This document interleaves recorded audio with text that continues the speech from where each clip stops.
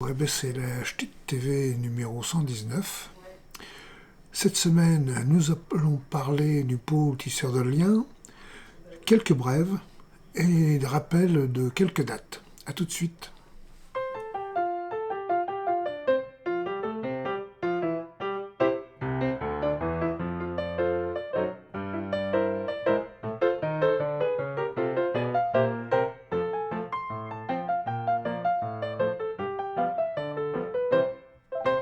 Voici la minute des tisseurs de liens. À toi, Antoine.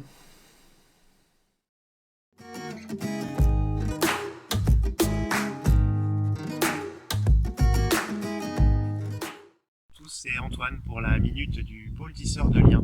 La semaine dernière, nous avons vu comment les actions des foyers pouvaient s'inscrire dans la dynamique de la transition écologique et sociale à travers de 10 entrées. Et je remercie d'ailleurs les associations qui nous ont fait connaître les actions mises en place sur leur territoire. À titre d'exemple, la Chapelle sous Brancion qui a mis en place un verger conservatoire, l'association La Marmite à Saint-Maurice-et-Châteauneuf qui vient de mettre en place un système d'échange local pour favoriser l'entraide de proximité et les échanges non monétaires, ou encore l'association des Biseaux, le foyer rural des Biseaux, qui met en place toutes les semaines une table ronde de la transition, et les prochains rendez-vous sont d'ailleurs le 22 mars et le 19 avril. Cette semaine, donc au niveau du pôle tisseur de liens, nous vous invitons à nous faire connaître les différents partenaires de vos territoires avec lesquels nous pourrions travailler autour de cette question de la transition écologique et sociale. Donc à titre d'exemple, nous au niveau de la fédération départementale, nous avons déjà recensé les interlocuteurs départementaux. On peut citer par exemple la France Nature Environnement 71, donc anciennement la CAPEN, qui a fait un réseau d'associations qui travaillent autour des questions d'environnement et de préservation de la nature.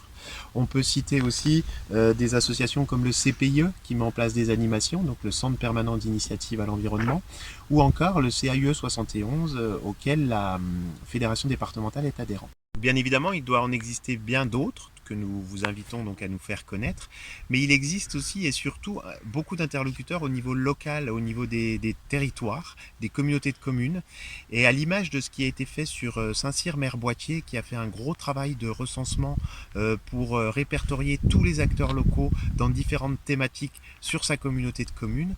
Nous aimerions, nous, pouvoir aussi un petit peu avoir ce catalogue, cet annuaire des références par secteur, par FRGS, pour justement pouvoir faire réseau et travailler avec eux autour de différentes actions, différentes manifestations. Ça a été le cas par exemple sur l'Autunois-Morvan dans le cadre du premier Fédestival où nous avons travaillé avec Autun-Morvan Écologie et le groupement forestier, mais aussi avec Creusot-Motion en transition. Pour le prochain Fédestival, le FRGS Chalonnais devrait travailler avec une association locale qui s'appelle Aux Arbres Citoyens. Donc tout ce travail gagnerait à être poursuivi pour que justement le réseau puisse se structurer et que nous puissions mettre en place ensemble un grand nombre d'initiatives. Le 8 mars dernier s'est tenue l'Assemblée générale des foyers ruraux du grand secteur de Mâcon-Nord. Il y avait beaucoup de présents, 8 foyers, et le débat a été très intéressant. Les échanges furent très dynamiques et constructifs. La situation à leur sortie de crise sanitaire n'est pas facile. Le FRGS a connu des hauts et des bas, des foyers qui ont perdu des adhérents, d'autres pas, mais tous ont dû innover pour pouvoir continuer. Malgré tout, cette réunion a montré l'envie et la volonté de chacun d'innover, d'avancer, en faisant preuve d'imagination. En conclusion, un dynamisme l'emporte sur le constat d'une situation qui n'est pas facile pour aucun d'entre nous. Bravo à vous et bonne continuation. Le 7 mai va se tenir l'Assemblée générale de la Fédération des foyers ruraux de Saône-et-Loire.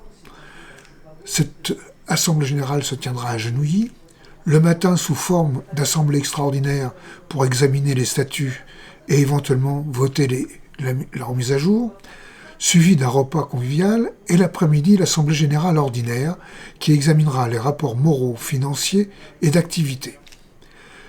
Cette Assemblée générale servira aussi à l'élection de membres du conseil d'administration.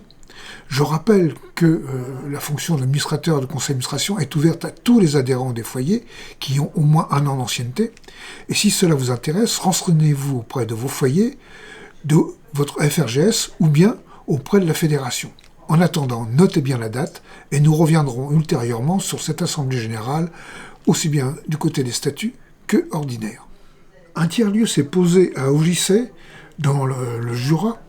Il s'agit du pays lédonien autour de Lons-le-Saunier. Sous un chapiteau installé pour un mois est prévu concerts, activités, animations, spectacles, conférences. L'organisation est le fruit d'un collectif qui s'appelle Comme un gant et qui regroupe 5 associations, dont la Fédération des foyers ruraux du Jura.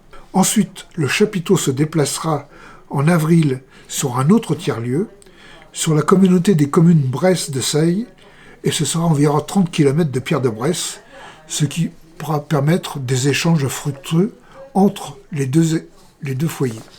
À l'heure de la transition énergétique et de l'économie d'énergie, cuisiner avec un four solaire prend du sens. Si de plus ce four est assemblé à partir de matériaux de récupération, alors c'est vraiment tendance.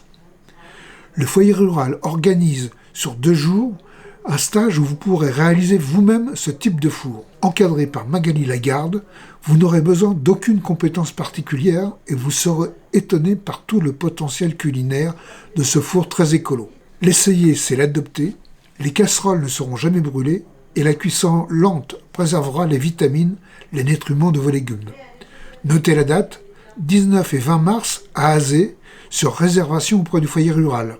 Le samedi 12 mars, le FRGS Chalonnais-Brionnais a organisé avec Hello les femmes et la mairie de Chauffaille une université rurale à l'occasion de la journée des droits des femmes.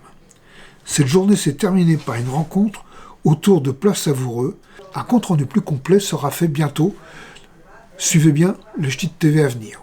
Au revoir et à bientôt, Elisabeth. Elisabeth Guénon a voulu rassembler autour d'elle tous ses amis, collègues qui ont jalonné sa carrière au sein des foyers ruraux. Qui mieux qu'un spectacle évoquant le facteur cheval et son utopie créative pour traduire la volonté d'Elisabeth de voir se concrétiser son envie de collectif, d'échange et d'écoute. Merci Elisabeth et à bientôt. Et comme de bien entendu, tout cela s'est terminé par une chanson chorale. Voilà, cette Ch'tit TV est terminée. Je vous dis au revoir et à bientôt, à la semaine prochaine, et prenez soin de vous.